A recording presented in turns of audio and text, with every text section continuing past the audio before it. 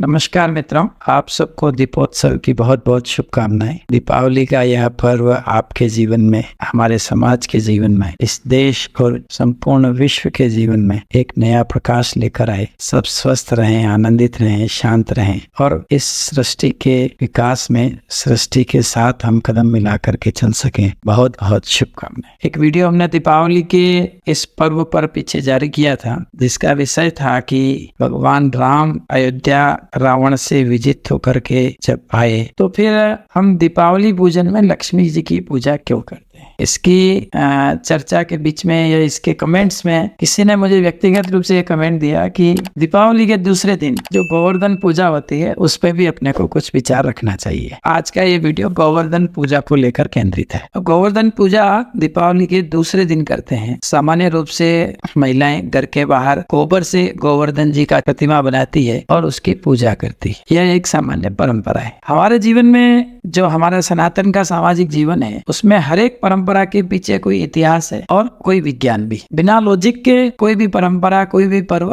नहीं चालू किया। इस परंपरा के पीछे क्या लॉजिक है या क्या इतिहास है, आज इस पे चर्चा हम करें। जब भगवान कृष्ण 7 वर्ष की आयु के थे तब तक वो कई लीलाएं कर चुके थे। अपने शैशव अवस्था से जब वो दूध पीते थे तब उन्होंने पूतना का वध किया। तो गोकुल में यह हो गया कि यह कोई विशेष शक्ति लिए हुए आया हुआ बालक है या भगवान है। तो जब वो 7 वर्ष के हुए तब तक पूरे गोकुल में, ग्वालों में, परिवारों में यह एक सामान्य उनकी ख्याति बन गई कि ये ईश्वर के अवतार हैं, ये विशिष्ट व्यक्ति हैं। तो उनकी बात को समाज में वजन दिया जाने लगा, माना जाने लगा। भगवान कृष्ण ने जब देखा कि सब लोग इंद्र की पूजा की तैयारी कर रहे हैं तो उन्होंने अपनी माँ से, अपने पिता से पूछा कि इंद्र की पूजा क्यों करते हैं। तो उन्होंने कहा भाई इंद्र बारिश के, वर्षा के देवता हैं। वो वर्षा करते हैं, जल हमारे जीवन का आधार है। बारिश होगी तो खेती होगी, बारिश होगी तो जंगल बढ़ेगा, जंगल बढ़ेगा हम गाय चरा पाएंगे, गाय को खाने को मिलेगा, हमको भोजन मिलेगा। तो जल के देवता इंद्र हैं, वो बारिश करवाते हैं, बारिश के कंट्रोलर वो हैं, इसलिए उनकी पूजा करते हैं हम। भगवान ने पूछा आपने उन्हें देखा क्या? तो उनको हमने नहीं देखा, किसी ने नहीं देखा। तो देखो तर्क,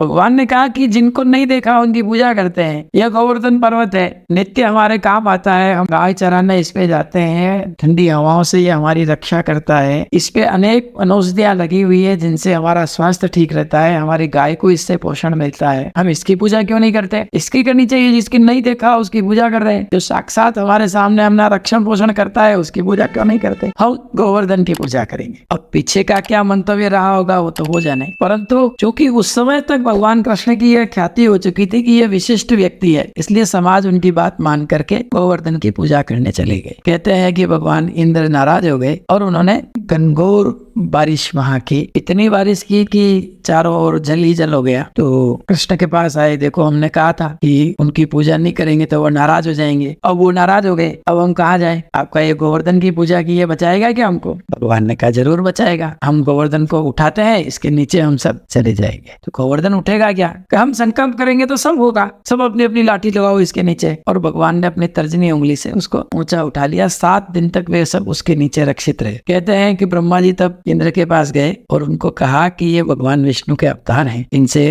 पंगा मत लो, देवता इंद्र हैं। उन्होंने फिर भगवान कृष्ण से क्षमा मांगी, बारिश बंद की। ऐसा पुराण अपने भागवत में वर्णन है। मूल विषय क्या? अपने तर्क से जीना, परंपरा के पीछे के तर्क को ढूंढना। भगवान कृष्ण ने कहा जिसको नहीं देखा उसकी पूजा करते हो, जो सामने है उसकी पूजा नहीं करते। यह तर्क है। हमें भी अपने जीवन में धर्म और परंपरा के पीछे के तर्क, लॉजिक को ढूंढना चाहिए। दूसरा विषय जो आज के परिप्रेक्ष्य में है, जो गोवर्धन पूजा से रिलेटेड है, उससे संबंध रखता है, वह यह कि आज समाज में एक वर्ग है जो कहता है हम तो प्रकृति पूजक है, हम सनातनी नहीं है, हम हिंदू नहीं है। प्रकृति की पूजा, तो यह गोवर्धन की पूजा क्या है भाई? प्रकृति की पूजा ही है ना। हम छठ पूजा करते हैं तो बरगद की पूजा करते हैं, गोवर्धन पूजा करते हैं तो उस पर्वत की पूजा करते हैं, गाय की पूजा करते हैं। हमारे सब देवी देवता किसी न किसी वाहन पे विराजित है, उनकी पूजा करते हैं। गधे की भी हम पूजा करते हैं, सांप की भी पूजा करते हैं, कुत्ते की भी पूजा करते हैं। यह प्रकृति पूजन नहीं है क्या? तो गोवर्धन पूजा प्रसंग कब का है? भगवान श्री कृष्ण के समय का। तब से लेकर आज तक हम कर रहे हैं। यह प्रकृति पूजा है और सनातन ही प्रकृति की पूजा करता है। तो जो लोग आज कहते हैं कि हम आदिवासी हैं, हम मूल निवासी हैं, हम प्रकृति पूजक हैं, सही है, पर साथ ही साथ आप सनातनी हो, पक्की बात है। तीसरा विषय, गोवर्धन जब बनाते हैं तो हम गोबर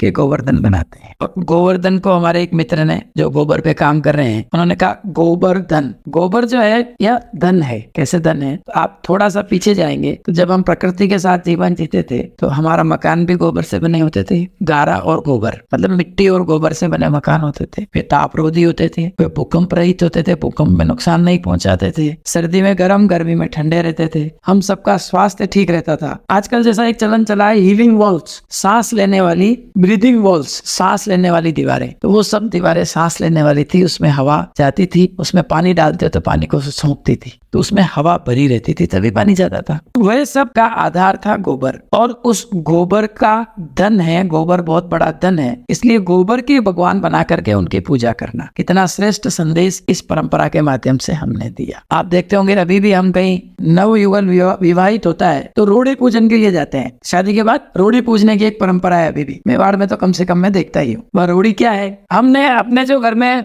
गोधन है उनका जो गोबर है वो एक स्थान पर इकट्ठा करते हैं और वह रोड़ी कहलाती है। वर्ष में एक बार उस सारे इकट्ठे हुए गोबर को हम अपने खेत में डालते हैं, तब तक वो पकता है, पचता है और वो काला पड़ जाता है, तो उसका जो पावर है वो कई गुना बढ़ जाता है। उसकी पूजा करते हैं। अब हमको ध्यान नहीं है क्यों करते हैं, बस एक परंपरा बन गई इसलिए हम भी करते हैं। आजकल शहरों में रोड़ियां नहीं तो सड़क के किनारे 4 पत्थर रख के उसकी पूजा कर देते हैं। मूल विषय क्या कि यह जो रोड़ी है, जो गोबर का भंडार है, यह हमारा धन है, इसके लक्ष्मी स्वरूप है। क्यों कि यह हम खेत में डालेंगे तो उससे जो अन्न उपजेगा वह हमारे स्वास्थ्य को ठीक रखेगा, उससे अन्न बहुत अधिक मात्रा में उपजेगा। धन दान के भंडार भरने का खजाना यह रोड़ी है। तो गोबर धन, इसको भी इस प्रसंग से जोड़ करके कुछ लोगों ने देखा है। यह दोनों परंपरा को ठीक प्रकार से निर्वाह करते हुए, समझते हुए हम गोवर्धन पूजा करेंगे। लॉजिक समझना और फिर उस परंपरा को पूजना, परंपरा को निर्वाह करना, परंपरा का पालन करना, यह नई पीढ़ी के लिए बहुत आवश्यक है। नहीं तो एक लीप पीटने जैसा हो जाएगा। हमें पता नहीं क्यों कर रहे हैं, क्योंकि हमारे बाप दादे करते थे इसलिए हम भी कर रहे हैं। उसको समझ के लेना चाहिए, इतना मेरा आग्रह है। आप सबको दीपोत्सव की, पंच पर्व की बहुत बहुत शुभकामनाएं। धन्यवाद। राम राम। मैं पुष्कर नारायणिया, वात्सल्य संस्थान चित्तौड़ से।